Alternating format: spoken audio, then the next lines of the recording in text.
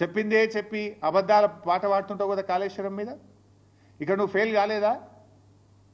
నువ్వు అసెంబ్లీలో 6 ప్రాజెక్టులు పూర్తి చేస్తే 6,50,000 ఎకరాలకు ఇస్తా నువ్వు మొదటి ఏడాది అర్థమైంది 6,000 ఎకరాలకు కూడా నీళ్ళు ఇయ్యలే.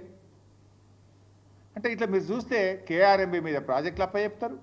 కృష్ణానదిలో మనకు 34% వాటా ఉంటే కేవలం 27% వాడి 65 టీఎంసీలు ఈ సంవత్సరం తక్కువ వాడుకున్నాం. అందువల్ల ఇలా ఖమ్మంలో పంటలు ఎండినాయి, నల్లగొండలో పంటలు ఎండినాయి, సూర్యాపేటలో పంటలు ఎండినాయి, మహబూబ్ నగర్లో పంటలు ఎండే పరిస్థితి ఏర్పడ్డది. ఉన్న నీళ్లను కూడా వాడుకోలేని చేతగాని దద్దమ్మ ప్రభుత్వం ఈ కాంగ్రెస్ ప్రభుత్వం. శ్రీశైలం రైట్ బ్రాంచ్ కెనాల్కు లైనింగ్ అయితే దాన్ని ఆపలేవు.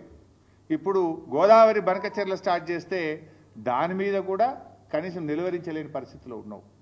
మరి నాకైతే అర్థం కాలే, నీతి ఆయోగ్ ఎందుకు పోయినావు నువ్వు మొన్న అసెంబ్లీలోనే చెప్తివి వీళ్ళు బడ్జెట్లు ఏమి ఇస్తలేరు, మన ప్రాజెక్టులకు అనుమతి ఇస్తలేరు, నేను నీతి ఆయోగ్ బైకాట్ చేస్తున్నా, శాసనసభ అంతా సపోర్ట్ చేయాలంటే మేము కూడా బలాలు కొట్టినాం. అబ్బా ముఖ్యమంత్రి తెలివికి వచ్చిండు, మొదట్లో బడేబాయి చోటబాయి అన్నాడు, బడేబాయి చోటబాయిలో బంధం అర్థమైనట్టుంది, ఇప్పుడు కళ్ళు తెరిచిండు అని నేను అనుకున్నా. మరి నేను ఎందుకు ఉరికినావు? పోయినావు కనీసం మాట్లాడినావా నీతి ఆయోగ్లా?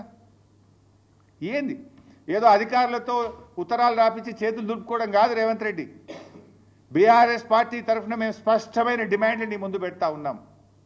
ఏదో నువ్వు పైన అధికారులతో చీఫ్ ఇంజనీర్తో ఉత్తరం రాయించి మేము అపోజ్ చేసినామని చేతులు దులుపుకుంటే